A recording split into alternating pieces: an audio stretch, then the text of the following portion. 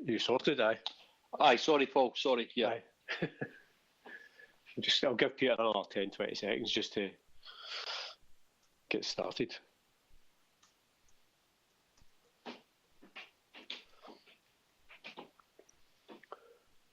You've been busy, aye?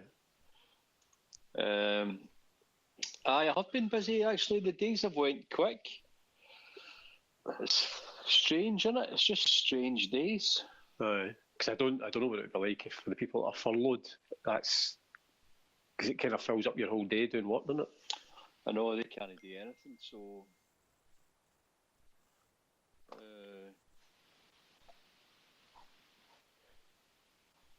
Right, will we get started? Yeah. Right, I'll just do a wee intro then. Hello and welcome to the latest episode of the Celtic View podcast, brought to you in association with Eden Mill. And as always, thanks to Eden Mill for the continued support of Celtic and for this Celtic View podcast. And today I'm delighted to be joined by Celtic FC Foundation Chief Executive Tony Hamilton. Tony, thanks for joining us on the podcast. Paul, thanks for having me. First thing I wanted to ask is basically how are your family coping with having you at home all the time? It's quite difficult, actually. I've been using the sort of front room as my office, and Lynn came in, my wife came in this morning and decided to have her breakfast in the middle of my office, which was, and then stick the telly on and do that sort of stuff. So I don't think people are really getting it. And I suppose obviously the challenge. Sorry, can we start again? Was that Peter laughing in the background there? Peter?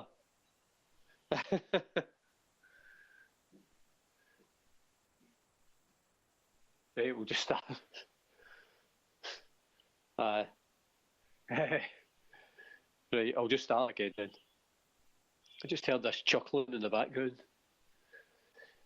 Hello and welcome to the Celtic View podcast, brought to you in association with Eden Mill. And thanks as always to Eden Mill for their continued support of Celtic and indeed this Celtic View podcast.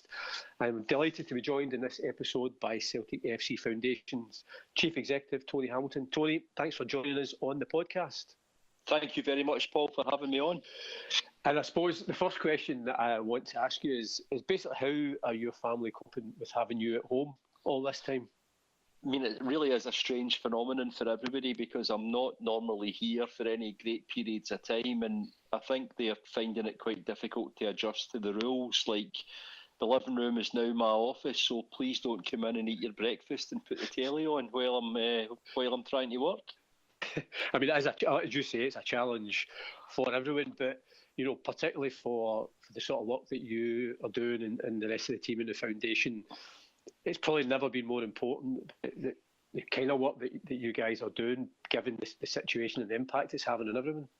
I think if this were to have happened even 10 years ago, it would have been fairly impossible for anything to be getting done. But we live in a very connected world, as you know, I think demonstrated by the fact that the three of us are in different locations. We've got Peter recording and you and I are chatting from home, and that and so many other things are now possible because of technology. So, in many ways we can bemoan the fact that we're stuck at home, but we're healthy to this point and we're still able to function. Yeah, and one of the things, obviously, once this whole crisis really kicked in, one of the first things Celtic FC Foundation did was set up the Football for Good Fund to raise money to help people. Because one of the things I think it's important, you hear commentators saying, it's kind of obvious that the virus, it's no respecter of different social groups, etc. The impact is sort of worse, I think, for people that are already vulnerable and that you were already helping through various projects. Yeah, I think what we've did here is a few things. We haven't deliberately asked anybody for money to help with this. We've put in some money from the foundation directly. We've had some other people contribute to that who have stepped up, some people within the football club, some other people that are close to us and support what we do, and various other people across the world. So we haven't asked anybody directly to fundraise yet because of what's going on in I said last week, people are worried about their health and they're worried about their job and various other things. So it's probably not the right time to ask. So that's the first thing we've done. I think the second thing is that we've concentrated on providing food, working with partner organisations to provide food for people. There would be many people who, even just a few weeks ago, life would have been normal for them. They'd had an income, they'd been able to provide for themselves and their families, and all of a sudden that's taken away. So we went back to our partners. We've identified those who are best equipped to go and put food on people's tables, and those are the lead to this point. Celtic website. I know the first two recipients of funding has been Glasgow's Golden Generation and also Fair Scotland, and dealing, partly in the local community around Celtic Park, but obviously just helping. Say, I think Glasgow's Golden Generation deals with over 55s. Fair Scotland are dealing with, I think it stands for Family Action in Rogerfield and Easterhouse, delivering food hampers, which again, foundation monies help to fund. Yeah, I think, food, as I've mentioned, is the priority, and we've got a particular interest in three main groups, which you might think would cover the majority of the population, but really we're interested in pensioners. We normally deliver a lot of dementia care projects in Glasgow and Edinburgh, and they've been curtailed. We're interested in families, especially families with young children, and we're interested in the homeless community, and we work with many partners. So I think we've probably got 20-something partners identified, predominantly in Glasgow, but some in London, one in Oban, two in Belfast, one I think in Dublin, one in Newcastle, and we're looking at some international stuff for next week as well, because Celtic's not a local parochial organisation, and Celtic FC Foundation throughout the year travels internationally to go and deliver projects and to fundraise. So it's right that we look closely at those places as well. So that's the type of thing that we're on at the moment. And in terms of, obviously you mentioned already that, you haven't gone out and just asking people to fundraise. There's obviously difficulties involved in that as well, but in what ways can people support the foundation's work and through the Football for Good Fund? Is there anything that you're looking, maybe people could get involved? Because I know a lot of people who will still want to help what you guys are doing. I think if people want to put some money in, then we've set up a couple of fundraising pages for that, which we haven't launched as an appeal the way we would do the Christmas appeal, for example, but we've published them through Celtic FC Foundation social media channel. So that's probably the first thing. It becomes a wee bit more difficult for people to go out and volunteer because there's a couple of challenges associated with that. Obviously, there's protected people and vulnerable groups, but the government advice is stay at home and protect the NHS. So we're trying to do as much of this work and have as few people as possible actually on the street, although we know that we have to do that. We're very close to announcing as well that we're going to do something which we said we would do, and it's taken us a wee bit longer than we would have liked, but we're almost there now. We're going to do something in terms of feeding frontline NHS staff, and that's likely to be at Glasgow Royal Infirmary, and I'm hoping that we can announce that either the end of this week or the start of next week. I think it's one of those things, and I know that's been one of the things that the foundation have been keen to support and get involved in right from day one. I think it's obviously a lot of people already appreciate what people working in the NHS in the front line of health services and social care services do, but this has really highlighted it, I think, and it's important, that the foundation are, as you say, doing what they can to support the people who are putting themselves in that front line. I mean, I think the NHS would be the biggest employer in the UK. I don't know whether that's true or whether I've just made that stat up, but it feels like it should be true.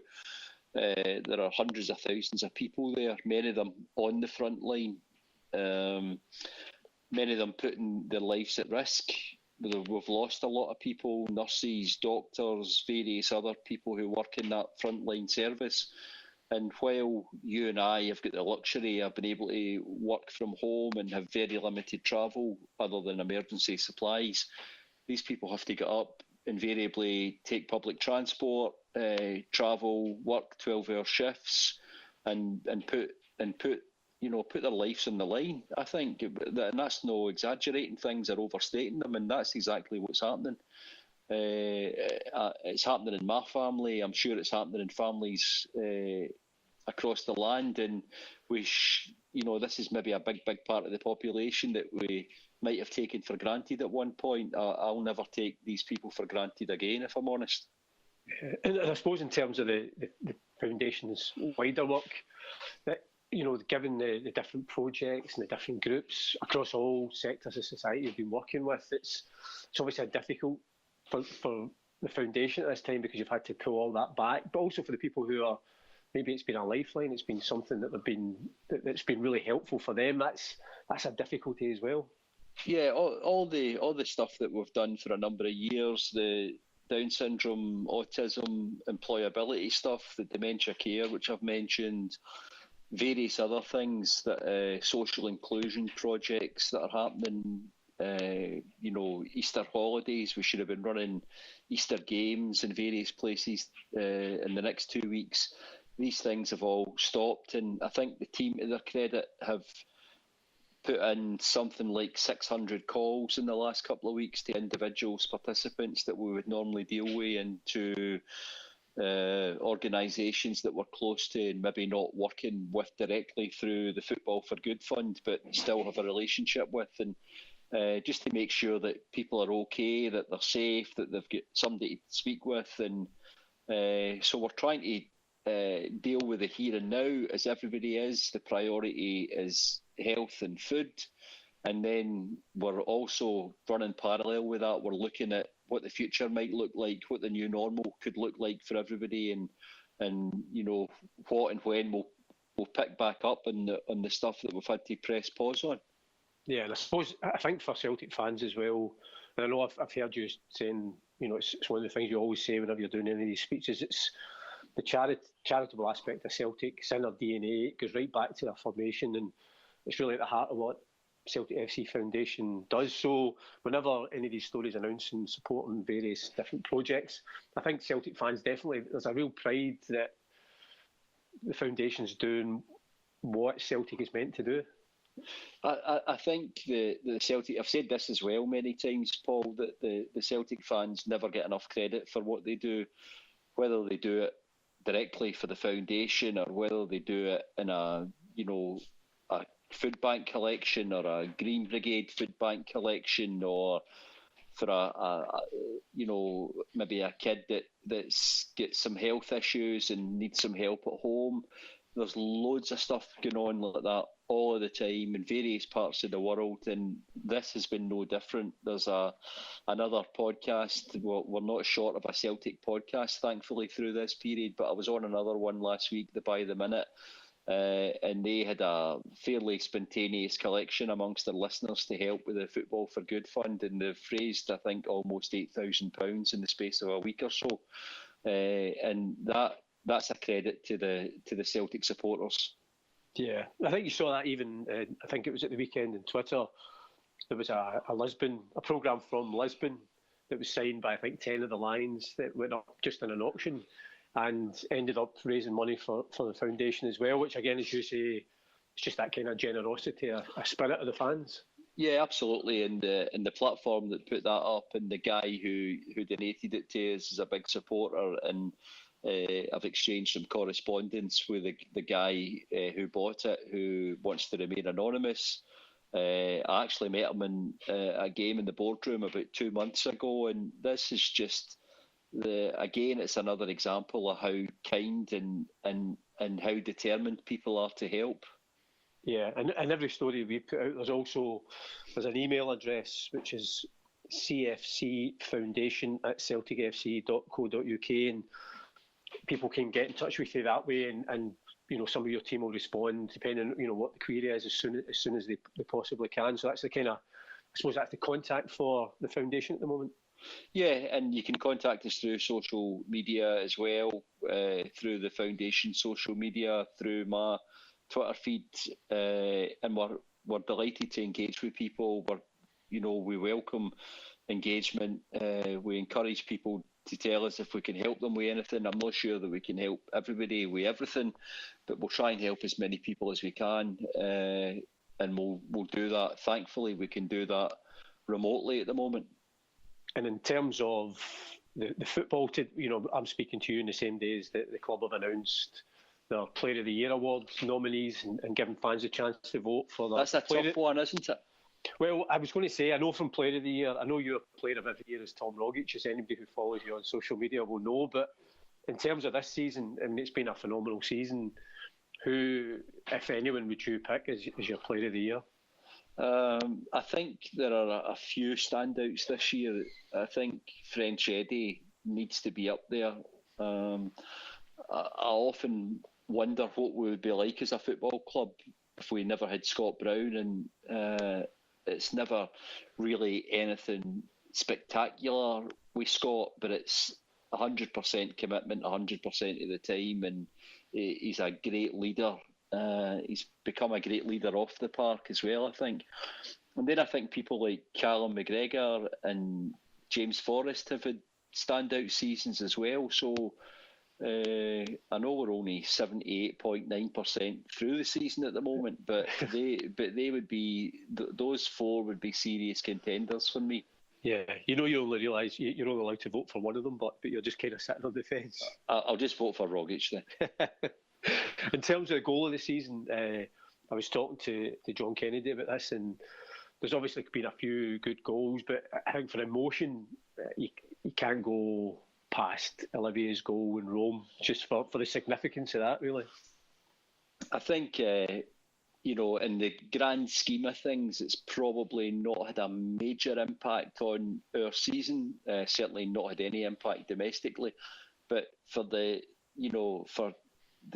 whole emotional thing, as you've mentioned, and for just to be able to have the tagline "Rome conquered" on its own was just a phenomenal moment, absolutely phenomenal moment. And would that be? Is there a particular highlight you've had of the season so far, or would it be Rome, or we've obviously had won the League Cup, we won at Ibrox as well. There's been plenty of highlights. I think the Rome thing stands alone. I said to you and anybody else that would listen a year ago that it was great to win. It would be great to go and win the Scottish Cup again. It was lovely to win the League Cup. But the priority as we went into this season chasing 9 in a row was obviously to go and win the league. And I think to get off to a great start, even at the start of the season, and I beat St Johnstone so convincingly in August, and then obviously beat Rangers at the start of September. That I think that set the tone, and that will remain the priority for me as a Celtic supporter. Is just to get the league over the line, and however we can do that, I think in the next couple of weeks. Certainly, fingers crossed for that. But I mean, certainly Neil Lennon's this season, his team's been phenomenal, even in terms of, I think we scored 141 goals across all competitions, which is, I think, 37 more than last year, which just shows you the kind of form and the way that they're played this year. I think at the height of Brendan Rodgers' time, it became quite unbelievable with each victory. And I didn't ever think it would get any better. But there's a strong argument to say that this season in particular, that the football is probably as good as it's ever been for me as a Celtic supporter. And it's just a shame. Obviously, there's a more important impact in what's happened here, and society across the world is effectively ground to a halt. But I think the timing was really, really unfortunate if you're purely looking at it through football terms, because it's been quite unbelievable this season. Yeah, and as you say, hopefully, I think everybody's hoping that sooner rather than later everything will get back to normal, or whatever the new normal is, and we can get back playing football and watching Celtic again. It would be good.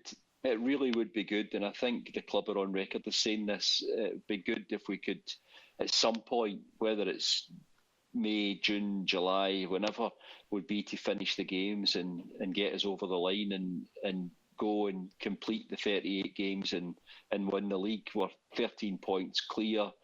I don't think there's any doubt that we're going to win the league at this point, but it would be good just to do it the way that we set out to do it at the start of the season. Absolutely.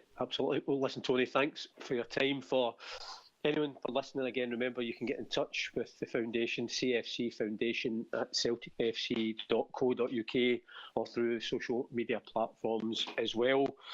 Keep up the good work, Tony, and my best wishes and commiserations to your family for having to suffer you in your living room office every day.